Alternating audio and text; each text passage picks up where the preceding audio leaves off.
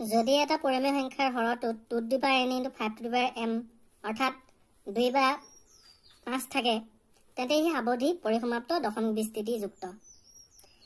মাত্ৰ তাত হৰটোত 2 5 থাকিব লাগিব নতুবা 2 5 থাকিলে হ'ল কিন্তু 2 5 থাকিও বেলেগ সংখ্যা থাকিলেও নহব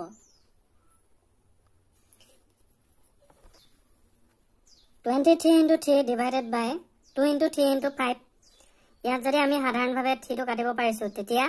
এটো হৈছে আৰু এই আবধিত ওলাইছে বা পৰিসমাপ্ত হৈছে যদি ইয়াৰ 3 টো কাটিব নোৱাৰিলেহেঁতেন 2 আৰু 5 থকা হলো কিন্তু এই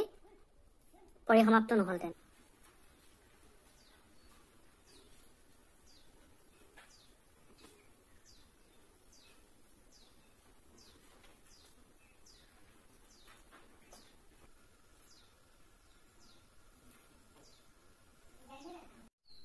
যদি এটা পৰিমেয় সংখ্যাৰ হৰটোত 2 to the power n into 5 to the power m অৰ্থাৎ 2 বা 5 থাকে তেন্তে ই আবধি পৰিসমাপ্ত দশমিক বিস্তৃতি যুক্ত মাত্ৰ তাত হৰটোত 2 5 থাকিব লাগিব নতুবা 2 5 থাকিলে হ'ল কিন্তু 2 5 থাকিও বেলেগ সংখ্যা থাকিলেও নহব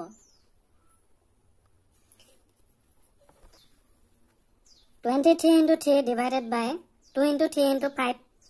ইয়াত যদি আমি সাধাৰণভাৱে 3 টো কাটিব পাৰিছো তেতিয়া এটো হৈছে আৰু এই আবধিত ওলাইছে বা পৰিসমাপ্ত হৈছে যদি ইয়াৰ 3 টো কাটিব নোৱাৰিলেহেঁতেন 2 আৰু 5 থকা হলো কিন্তু এই পৰিসমাপ্ত নহলতেন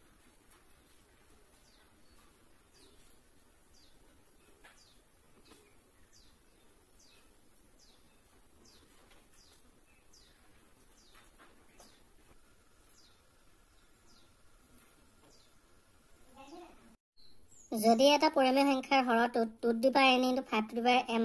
অৰ্থাৎ 2 বা 5 থাকে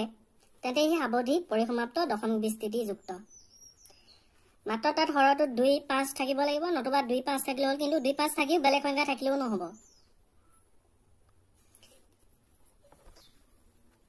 23 into 3 divided by 2 into 3 into 5 ইয়াত যদি আমি সাধাৰণভাৱে 3 টো কাটিব পাৰিছো তেতিয়া